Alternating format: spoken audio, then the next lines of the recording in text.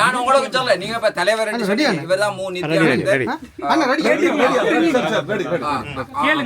அமைப்புல தலைவரோட இருந்தால் ஜெட் பிரேக்ல வந்தால்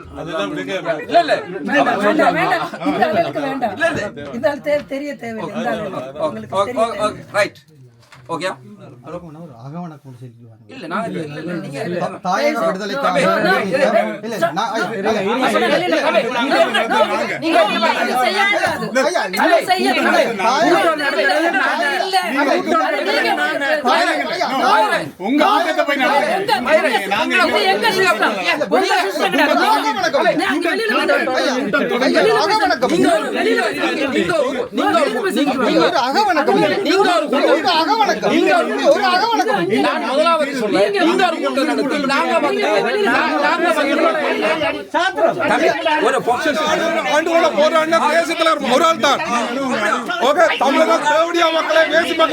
பெரியார் இல்ல பெரியார் தமிழர்களை பார்த்து தேவடியா மக்களே வேசு மக்களே அப்படின்னு சொல்ல ஒருதான்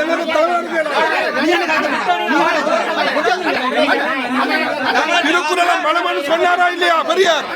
திருக்குறளை மனமனு சொல்லுங்க அண்ணன், நீங்க மட்டக்களப்பு தானே செம்படைக்கிறீங்க உங்களுக்கு செம்படைக்கிறீங்க உங்களுக்கு கேட்கிறேன்.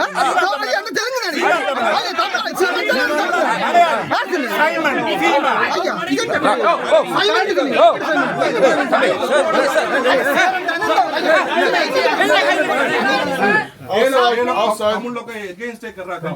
मेरा बात सुनो थोड़ा, मेरा बात सुनो। ये लोग बुलाया था। क्यों तमिल में बात कर रहे हैं?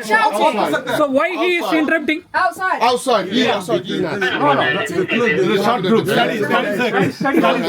Study circle. And they want to join in on the debate.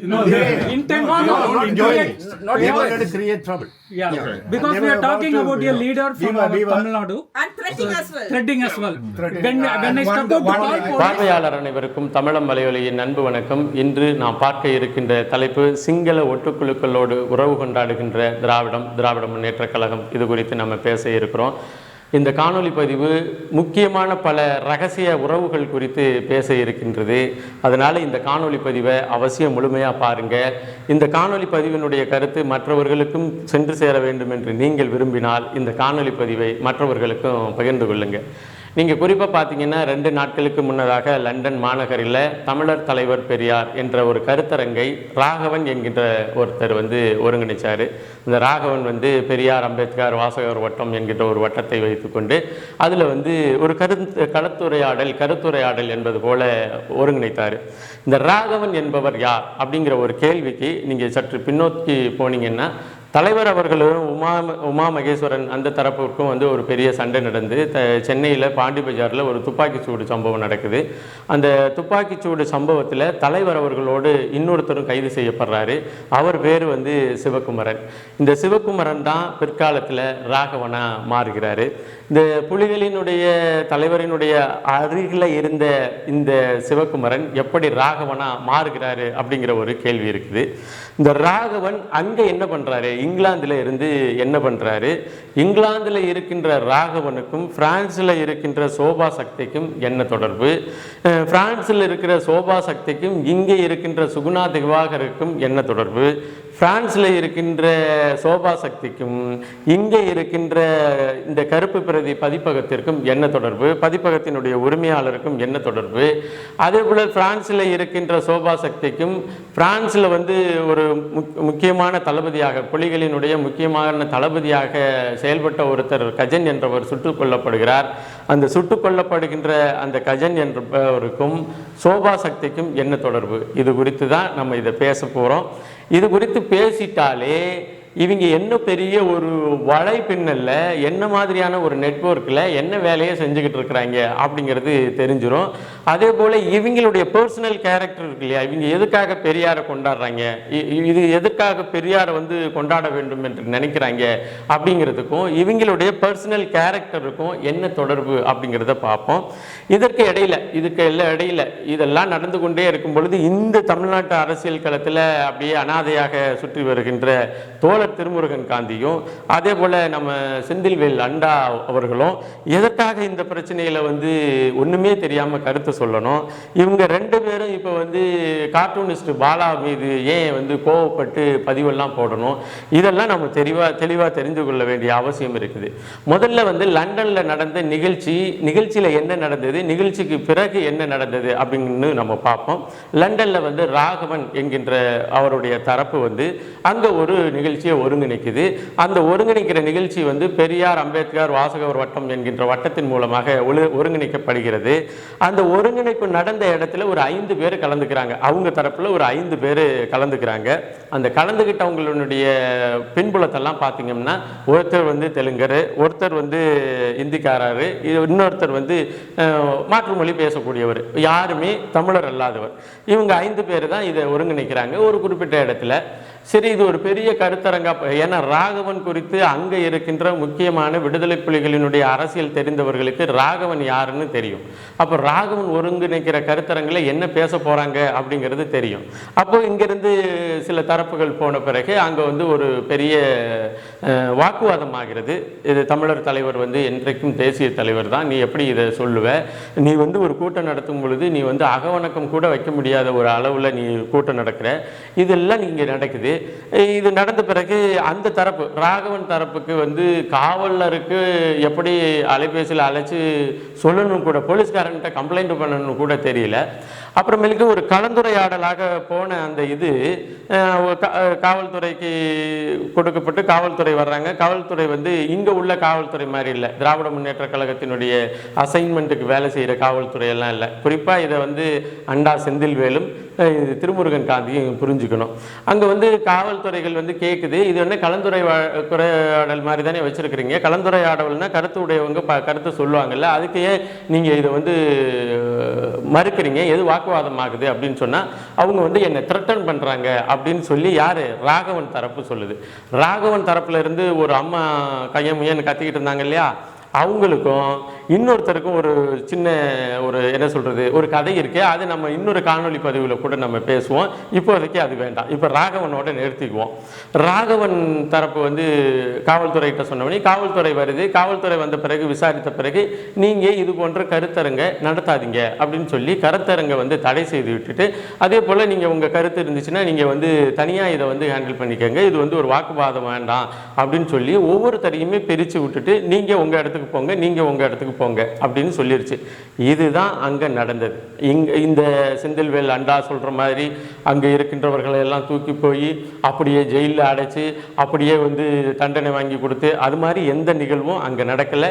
ஒருவேளை லண்டனில் போய் தேம்ஸ் நதிக்கரையில் இந்த ஓசிசோர் வாங்கின காசில் தேம்ஸ் நதிக்கரையில் வந்து போன வருஷம் ஜூன் ஜூலையில் நினைக்கிறேன் நின்று ஒரு புகைப்படம் எடுத்ததுனால லண்டனில் உள்ள எல்லா அரசியலும் நமக்கு தெரிஞ்சிடும் அப்படின்னு செந்தில்வேல் என்கின்ற திராவிட அண்டா நினச்சிருந்தா அதுக்கு கம்பெனி நிர்வாகம் பொறுப்பில்லை. சரி, இப்போ நம்ம வந்துடும் இல்லையா, இப்போ இங்கே இந்த விஷயம் பேசப்படுது, இந்த செய்திகளானது பேசப்படுது இல்லையா, இதை ஒருங்கிணைத்தவர் யாருன்னா நம்ம ராகவன். இந்த ராகவன் யாருன்னு நம்ம ஆரம்பிக்கும் போதே சொன்னது மாதிரி பாண்டு பஜாரில் நடந்த துப்பாக்கிச் சூடில் தலைவரினுடைய தனி பிரதிநிதியாக இருந்தவர் தான் சிவகுமாரங்கிறவர். அதன் பிறகு இவர் புலிகள் தானே, இவர் எப்படி ஒட்டுக்குழுக்கெல்லாம் மாறுறாரு அப்படிங்கிற ஒரு கேள்வி உங்களுக்கு வரும். இந்த புலிகள் அமைப்பு அங்கே போய் இருந்த காலகட்டத்தில், அங்கே தலைவரோடு இருந்த காலகட்டத்தில் இந்த சிவகுமாரன் என்கின்ற ஒரு நபர் தன்னுடைய பர்சனல் கேரக்டர் இருக்கு இல்லையா, அடுத்தவர் மனைவியோடு இச்சை கொண்டு போவது, அடுத்தவர் மனைவியோடு தகாதின வேலைகளை செய்வது, இது போன்ற வேலைகளை செஞ்சுட்டு இயக்கத்தினால உடனேயே நீக்கி வைக்கப்பட்டார். இப்போ நீக்கி வைக்கப்பட்டவர் அங்கே சும்மா இருக்க முடியாது இல்லையா, அங்கே இருக்கின்ற ஒருத்தரோட அங்கேருந்து கிளம்பி அந்த காலகட்டத்தில் வந்து பிரான்ஸில் நின்று அதன் பிறகு பிரான்ஸில் இருந்து யூகேவில் போய் செட்டில் ஆனவர் தான் இந்த ராகவன். இப்போ இவர் ஏன் பெரியாரை தூக்குறாருன்னு உங்களுக்கு தெரியும். இப்போ அது மட்டும் இல்லை, நீங்கள் வந்து லண்டனை மையமாக வச்சு இயங்குகின்ற புலிகளினுடைய ஆதரவு இணையதளங்களும் சரி, ஆதரவு பத்திரிகைகளும் சரி, ஆதரவு இணையதளங்கள் குறித்து ஒரு பார்வை இருக்கும். அதே போல் புலிகளுக்கு எதிராக இன்னும் சொல்ல போனால் சிங்களருக்கு நேரடியாக ஆதரவாக இயங்குகின்ற ஒரு இணையதளம்னா தேசம்ங்கிற இணையதளம் புலிகளுக்கு எதிராகவும் சிங்கள ஒட்டுக்குழுக்களுக்கு ஆதரவாகவும் இயங்குகின்ற ஒரு இணையதளம். அந்த இணையதளத்தில் எழுதக்கூடிய எழுத்தாளர் தான் இந்த ராகவன். இந்த ராகவனை வந்து என்ன பண்ணுறாங்கன்னா, இப்போ சோபா சக்தி போன்றவர்கள் ரொம்ப காலமாக வந்து பின்னவைத்துவம், அதாவது பர்சனல் கேரக்டர் சரியில்லாத ஒரு நபர்கள்லாம் ஒன்றா சேர்ந்து என்ன பண்ணுறாங்க, ராகவன் என்கின்ற கேரக்டரை இவர் வந்து புலிகளினுடைய பிரதிநிதி என்பது போல ஒரு தோற்றத்தை உருவாக்கி அவரை வந்து தலைமையேற்று செயல்பட ஆரம்பிக்கிறாங்க. இப்போ சோபா சக்திங்கிற ஒரு கதைக்கு வருவோமா, அவர் வந்து அதாவது மார்க்சியத்தை வந்து மறுவாசிப்பு செய்யணும், பெரியாரிய மார்க்சியம் என்கின்ற ஒரு இதை கொண்டுட்டு வரணும் அப்படின்னு அந்த காலகட்டத்தில் நிறைய பேர் வந்து 80 காலகட்டத்தில் வந்து நிறைய வேலைகளை செஞ்சாங்க. அவங்களோட சேர்ந்துக்கிட்டு இருந்தவர் தான் இவர். இந்த சோபா சக்தியினுடைய ஆளை வந்து நீங்கள் சரியாக புரிஞ்சுக்கணும். இவர் யார், இவருடைய கேரக்டர் எப்படி நீங்கள் சரியாக புரிஞ்சுக்கணும்னா, இவர் வந்து சாரு நிவேதா அவர்களினுடைய ஆஸ்தான சீடன். அதாவது சோபா சக்தி தன்னுடைய ஆஸ்தான குருவாக ஏற்றுக்கொண்ட நபர் யாருன்னா சாரு நிவேதா. சாரு நிவேதா என்ன மாதிரி எழுத்துக்களை உடையவர், என்ன மாதிரியான இலக்கிய பங்களிப்பு உடையவர் என்று உங்கள் எல்லாருக்குமே தெரியும். அப்போ அவருன்னா அவர் மாதிரி தான் இவர் அப்படிங்கிறத நீங்கள் புரிஞ்சுக்கிட்டோம். அதே போல் இங்கே இருக்கிறார் இல்லையா, இவர் யாரே நம்ம சோபா சக்தி, இவர் வந்து பிரான்ஸில் இருக்கிறவர். பிரான்ஸில் வந்து நீங்கள் பெரும்பான்மையாக பார்த்தீங்கன்னா சிங்கள ஆதரவு கடைகள் ஒரு சிலது இருக்கும். மற்றபடி எல்லாமே தமிழர்கள், தமிழர் ஆதரவு கடைகள், தமிழ் புலிகளினுடைய ஆதரவு கடைகள். இங்கிருந்து இந்தியாவிலிருந்து போன தமிழர்கள் கடை வச்சிருந்தா கூட அது வந்து ஈழத்தமிழர்களுக்கு ஆதரவான கடைகளாக தான் அதை மாற்றி வச்சிருப்பாங்க. மற்றபடி ஏன்னா பெரும்பான்மை அவங்க அங்கே தான் இருக்கிறாங்கன்னு. ஆனால் இந்த சோபா சக்தியினுடைய பர்சனல் கேரக்டரும் சரி, புலிகளுக்கு எதிராக தொடர்ந்து பதிவு செய்கின்ற அந்த போக்கும் சரி, இந்த இது இருந்துகிட்டே இருக்கிறதுனால அங்கே இந்த சோபா சக்தியை பிரான்ஸில் சோபா சக்திங்கிற ஒரு கேரக்டரை தன்னோட கடைக்குள்ள கூட தமிழர்கள் விடமாட்டாங்க. அவர் வந்து சில சிங்கள ஆதரவு கடைகள், பஞ்சாபி கடைகள், அந்த கடைகள்லாம் இருக்கு இல்லையா, அங்கே தான் போய் தலைவர் பொருள் வாங்குறதுலேருந்து எல்லா இதுவும் வாங்குற அந்த பழக்கம் உள்ளவர். இந்த சூழலில் இவர் என்ன பண்ணுறாருன்னா, இவர் ஏற்கனவே இன்ஃப்ளூயன்ஸ்டு பை சாரு நிவேதிதா. இவர் இங்கே வந்து என்னென்னா, இங்கே தமிழக அரசியல் களத்தில் இருக்கின்ற யார், நம்ம சுகுணா திவாகர் அவர்களோடு நெருங்கிய உரையாடல்களை மேற்கொண்டவர். இப்போ நீங்கள் பார்த்தீங்கன்னா சோபா சக்தி அவர்களுடைய எல்லா புத்தகங்களும் இங்கே வந்து கருப்பு பிரதிகள் என்று ஒரு பதிப்பகம் தான் வெளியிடுது. அந்த கருப்பு பிரதிகளினுடைய பதிப்பகத்தினுடைய உரிமையாளராக இருக்கின்ற நீலகண்டன் அவர்களுக்கும் சோபா சக்திக்கும் என்ன தொடர்பு அப்படிங்கிறத நம்ம விலாவரியாக பேசணும். ஆனாலும் இந்த காணொலி பதிவினுடைய நோக்கத்திலிருந்து அந்த கதை கொஞ்சம் வித்தியாசப்படும். அதனால அது இன்னொரு இது பேசுவோம். 2 கதையை நான் சொல்லியிருக்கிறேன் பேச வேணாம் அப்படின்னு. ஒன்று வந்து ராகவன் அவர்கள் இந்த காணொலி பதிவில் வரும்பொழுது அவங்க கூட இன்னும் ஒரு அம்மா கையா முயான்னு கத்துனுச்சுல, அந்த அம்மா யாருங்கிறதையும் நீங்கள் தெரிஞ்சுக்கணும். அதே போல் இங்கே கருப்பு பிரதியினுடைய பதிப்பகத்தினுடைய தாளாளருக்கும் சோபா சக்தி அவர்களுக்கும் என்ன தொடர்புங்கிறதையும் நீங்கள் தெரிஞ்சுக்கணும். அப்போ இந்த சோபா சக்தியினுடைய ஆட்கள் தான் ராகவன் ஆட்களினுடைய இயக்கத்தின் மூலமாக புலிகளினுடைய தளபதியாக இருந்த அங்கே பிரான்ஸில் வந்து ஒரு சுமூகமான வாழ்க்கையை முன்னெடுக்கணும்னு இருந்த அவரை வந்து சுட்டு கொன்றது. இந்த சுட்டு கொன்ற வழக்குக்கு பின்னாடி இருக்கின்ற முக்கியமான நபர்களில் ஒருத்தர் தான் இந்த ராகவனும் சரி, இந்த நம்ம சோபா சக்தியும் சரி. அப்போ இப்படிப்பட்ட நபர்கள் தான் இந்த பெரியார், அதாவது தமிழர் தலைவர் பெரியார் என்பதை நிறுவ வேண்டும் என்று பாடுபடுறாங்க. அவங்க நிறுவ வேண்டும் என்று பாடுபடுவதற்கு 2 முக்கிய காரணங்கள் என்னென்னா, ஒன்று வந்து சிங்கள ஒட்டுக்குழுக்களோடு ராகவன் எப்பொழுதும் தொடர்பில் இருக்கிறவர், அவர்கள்ட்ட இருந்து பண பரிவர்த்தனையிலிருந்து எல்லா பரிவர்த்தனையும் செய்கிறவர். அப்படி பரிவர்த்தனை செய்வதன் மூலமாக ஒரு தனியாக கட்டமைப்பை உருவாக்க வேண்டும், ஒட்டுக்குழுக்களினுடைய கட்டமைப்பை உருவாக்க வேண்டும். ஒட்டுக்குழுக்களின் மூலமாக இந்த சிங்களர்களினுடைய அஜெண்டாவை வேலை செய்யணும். தமிழர் தரப்பில் நின்றுக்கிட்டு தமிழர் தலைவரினுடைய அந்த போரை பற்றியோ விடுதலை புலிகளினுடைய அந்த போக்கை பற்றியோ தவறுதலாக இணையதளத்தில் எல்லா காலகட்டத்திலையும் செய்தி பகிரணும். இதற்காக சிங்கள ஒட்டுக்குழுக்களோடு பண பரிவர்த்தனை செய்து கொண்டவர்கள் தான் இவங்க. யார், ராகவன் கீழ் இயங்குகின்ற அத்தனை பேரும், பிரான்ஸில் வந்து சோபா சக்தி, இப்படிப்பட்டவர்கள். இப்போ இவர்களுக்கென்று இங்கே ஒரு விங்கு வச்சிருக்கிறாங்க இல்லையா, இங்கே கதை, திரைக்கதை, அந்த கதை, இந்த கதை, நாங்கள் வந்து பின்னவீனத்துவோம், நாங்கள் பெரியாரிஸ்ட்டு, நாங்கள் அதை பண்ணுவோம், இதை பண்ணுவோம். இந்த கரும இந்த புத்தக கண்காட்சியில் சோபா சக்தியினுடைய புத்தகங்கள் 2 புத்தகங்கள் வாங்கி தொலைச்சிச்சு. அப்போ அதெல்லாம் பாருங்கள், பெரிய காலக்கொடுமை. இந்த காலக்கொடுமை இந்த சிங்கள ஒட்டுக்குழுக்களாக இருக்கின்ற இவர்கள் தான் இந்த கருத்தரங்க ஒருங்கிணைத்தவருங்க. இப்போ இந்த கருத்தரங்கில் என்ன பேசப்பட்டது அப்படின்னு சொல்லி அந்த நடைமுறை காட்சிகள் இந்த காணொலி பதிவினுடைய முகப்பில் கூட ஒரு சிறு அளவிலான இதை நீங்கள் பார்த்துருப்பீங்க. அந்த என்ன பேசப்பட்டது அப்படின்னா, இவங்க போகிறாங்க, கருத்தரங்குன்னு சொல்கிறாங்க, நீங்கள் வந்து தொடங்குங்க அப்படிங்கிறாங்க. தொடங்கும் பொழுது அகவணக்கம் உறுதிமொழி நீங்கள் வைக்கவே இல்லை, அகவணக்கம் கூட வைக்கல, நீங்கள் வந்து உண்மையான தமிழர்களுக்கு ஆதரவான ஒரு இயக்கம் கிடையாது. ஏன்னா புலம்பெயர்ந்த தேசத்தில் எந்த கூட்டம் நடத்தினாலும் முதல்ல கூட்டம் தொடங்குவதற்கு முன்னாடி அகவணக்கம் செலுத்துவது மரபு, அந்த மரபை கூட நீங்கள் செய்யலை அப்படின்னு சொல்லி ஒரு வாக்குவாதம் ஆகிறது. அந்த வாக்குவாதத்துக்கு பின்னாடி வந்து இது போயிட்டே இருக்குது. அந்த நீங்கள் அகவணக்கம் ஏன் செலுத்தலை அப்படின்னு சொல்லி கேட்ட உடனேயே இந்த அம்மா இருக்காங்க இல்லையா, யார் ராகவனோட நம்ம ஒரு கதை இருக்கு பேசுவோம் அப்படின்னு சொன்னோம் இல்லையா, அந்த அம்மா நீங்கள் வெளில போங்க, உங்களை நாங்கள் கூப்பிடல, உங்களை நாங்கள் கருத்தரங்கம்னு கூப்பிட்டுட்டு கலந்துரையாடல்னு கூப்பிட்டுட்டு உங்களை நான் கூப்பிடல, வெளியில் போங்க அப்படின்னு சொல்லி இந்த பிரச்சனை இருந்துச்சு. அப்போது ஒரு அகவணக்கம் கூட செலுத்த மறக்கின்றவர்கள் தமிழர்களுக்கான ஆட்களாக இருப்பார்களா அல்லது சிங்களக்கான ஆட்களாக இருப்பார்களா அப்படிங்கிறத நம்ம முடிவு பண்ணிக்கணும். இப்போ இவங்க வந்து உலகம் முழுமைக்கும் இது போன்ற நிகழ்வை ஒன்றிணைக்க வேண்டும் என்று சோபா சக்தி அவர்கள் சொல்லியிருக்கிறாங்க. சோபா சக்தி அவர்களுக்கு நல்லாவே தெரியும், உன்னால் ரொம்ப சுதந்திரமாக ஃப்ரான்ஸில் கூட மற்ற கடைகளில் போய் உன்னால் நடமாட முடியாதுன்னு உனக்கு தெரியும். அப்படி இருக்கும் பொழுது நான் வந்து அதை செய்வேன் இதை செய்வேங்கிறதெல்லாம் பெரிய ஹம்பக்கு. நீங்கள் ஃப்ரான்ஸில் அந்த கார்தினார் அப்படிங்கிற அந்த செக்டாரில் சோபா சக்தி அவர்கள் சிங்கள ஆதரவு பெற்ற கடையை தாண்டி வேற எந்த கடைக்கும் போக முடியாது. இதுதான் அவருக்கு உள்ள பெரிய வீச்சு. இங்கே தமிழ்நாட்டில் தான் வந்து இந்த திராவிட அதிகாரம் இருக்கு, எல்லாத்தையும் பாதுகாப்பு கொடுத்து எல்லாம் பண்ணிட்டு இருக்கு இல்லையா, இதுதான் தறிகட்டு போன நாடாகி போயிடுச்சு. அது அப்படி இருக்குது. இப்போ இந்த மாதிரியான சூழலில் தான் இந்த கருத்தரங்கு ஒருங்கிணைக்கப்படுகிறது. திராவிட கும்பல் வந்து நேரடியாக தொடர்பில் இருக்கு. இப்போ பார்த்தீங்கன்னா செந்தில்வேல் வந்து ஐயோ விரட்டப்பட்டார்கள், அது அடிக்கப்பட்டார்கள் இப்படின்னு எல்லாம் பதிவு போடுறாரு. இது செந்திலுக்கு சோபா சக்தியினுடைய கேரக்டர் தெரியுமா தெரியாதா? சோபா சக்தி புலிகளுக்கு எதிராக கருத்துக்களை கொண்டவர் என்று தெரியுமா? அங்கு போராட்ட களத்திற்கு எதிராக கருத்துக்களை தொடர்ந்து எழுதக்கூடிய என்ற நபர் என்று தெரியுமா தெரியாதா? இந்த ராகவன்கிறவரோட கேரக்டர் என்னன்னு தெரியுமா தெரியாதா? இந்த ராகவன் வந்து புலிகள் தரப்பிலிருந்து விலக்கி வைக்கப்பட்டு அங்கிருந்து நாடு கடத்தப்பட்ட ஒரு நபருங்கிறது தெரியுமா தெரியாதா? இங்கே லண்டன்ல இருந்துட்டு தேசம்ங்கிற இதில் அது இணையதளத்தின் மூலமாக புலிகளுக்கு எதிராக சதா சர்வகாலமும் எழுத்து பணியை செய்து கொண்டிருக்கிறவர் தான் இந்த ராகவன் என்பது தெரியுமா தெரியாதா? இப்படியெல்லாம் தெரிஞ்சுட்டு நீங்க அவருக்கு உறவு கொண்டு அவரோடு நீங்க அவரை வைத்து பெரியாரிய கருத்தரங்கை நடத்த கூடுவது என்னன்னா நீங்க இங்க என்ன வேலை செய்யறீங்கன்னா ஒட்டுக்குழுக்களோடு உறவு கொண்டிருக்கிறீங்க. தமிழர்களுக்கு தமிழர் விடுதலைக்கு எதிராக ஒட்டுக்குழுக்கள் உலகமெங்கும் ஒவ்வொரு இடத்துலையும் சிங்கள பேரினவாதம் நிறுவி இருக்கு. அந்த நிறுவப்பட்ட ஒட்டுக்குழுக்கள் நேரடியாக சிங்களர்கள் களத்தில் இறங்கி தமிழர்களோடு வேலை செய்ய முடியாது.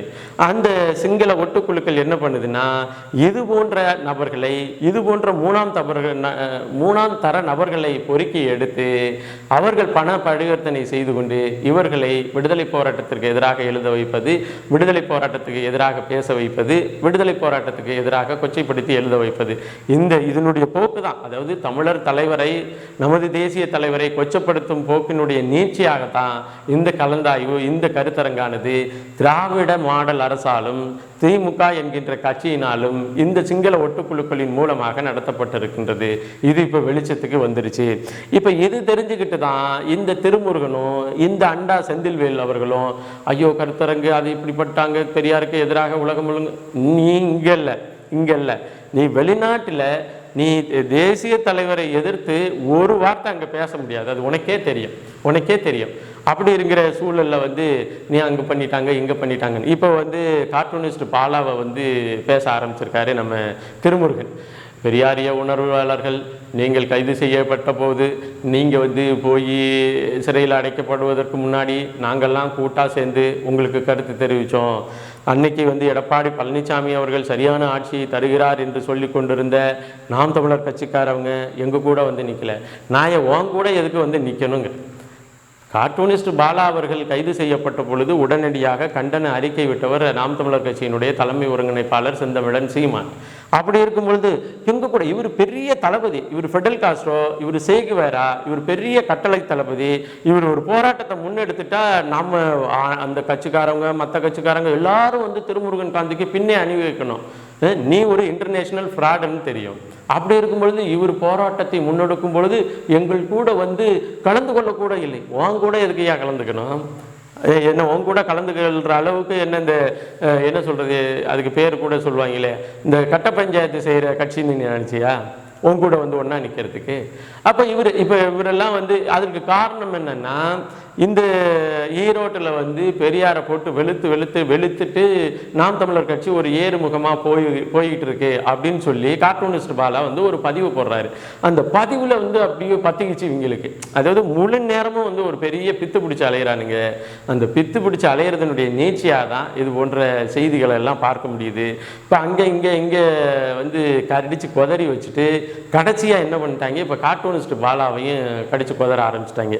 இப்போ இந்த செய்தி இருக்கு இல்லையா, லண்டனில் விரட்டி அடிக்கப்பட்ட ஈவேராவுக்கு பின்னாடி திராவிட முன்னேற்ற கழகமும் திராவிடமும் இணைந்து சிங்கள ஒட்டுக்குழுக்களோடு உறவு கொண்டு இருக்கிறத நம்மளால் புரிஞ்சுக்க முடியுது.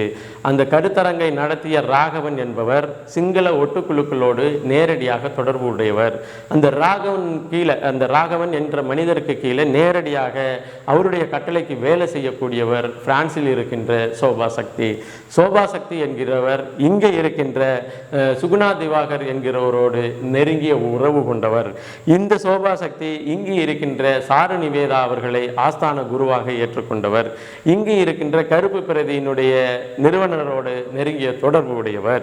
அதே போல பிரான்சில் சுட்டுக் கொல்லப்பட்ட புலிகளினுடைய தளபதியாக இருக்கின்ற கஜன் அவர்களினுடைய கொலை வழக்குக்கு பின்னே உள்ள ஒரு காரிய தரிசியாக பார்க்கப்படுகிற ஒரு நபர் தான் இந்த சோபா சக்தி. இவங்களோடெல்லாம் கூட்டு வச்சிருக்கின்ற இந்த திராவிட முன்னேற்ற கழகம் இன்னமும் வந்து தமிழீழ தேசிய தலைவருக்கு நேர்மையாக நடந்துச்சு, விடுதலை போராட்டத்தை ஆதரிச்சுது. இந்த திருமுருகன் காந்தி போன்ற சதா சர்வ காலமும் பொய்ய பேசுகிறவெல்லாம் பொய்ய பேசிக்கிட்டு இருக்கிறதெல்லாம் நம்ம நம்ப போகிறோமா அப்படிங்கிற ஒரு கேள்வி தான் இந்த காணொலி பதிவின் வாயிலாக நாம் சர்வதேச உறவுகள்கிட்ட வைக்க வேண்டிய கேள்வியாக நான் பார்க்குறேன். ரொம்ப அவதானிப்போடு இருங்க. சோபா சக்தி மாதிரியான கேரக்டரு இன்னும் 4-5 கேரக்டர் வெளியில் வரும். நீங்கள் பாருங்கள், அங்கே அந்த ராகவனோடு இருந்த அந்த 2-3 பேர் தமிழர் அல்லாதவர், அதன் பிறகு பிரான்ஸில் வந்து சோபா சக்தி அவர்களோடு இருக்கின்ற உறவுகள், இங்கே வந்து முட்டு கொடுத்திருக்கின்ற சுகுணா திவாகர் போன்றவர்கள்லாம் வந்து ஒரு நெருங்கிய ஒரு தொடர்பில், குறிப்பாக தமிழீழ தேசிய தலைவருக்கு எதிராக, தமிழீழ விடுதலை போராட்டத்திற்கு எதிராக கருத்தினை கொண்டவர்கள், அவர்களோடு நெருங்கிய தொடர்புடையது திராவிட முன்னேற்ற கழகம். இன்னும் சொல்ல போனால் சிங்கள ஒட்டுக்குழுக்களிடம் அவர்களுக்கு பொருளாதார பங்கீடு இருப்பது போல திராவிட மேம்பாட்டு குழுக்களோடும் அவர்களுக்கு பொருளாதார பங்கீடு இருப்பது உறுதியாகிறது என்பதை பதிவு செய்து மீண்டும் ஒரு காணொலி பதிவில் இணைவோம். நன்றி, வணக்கம்.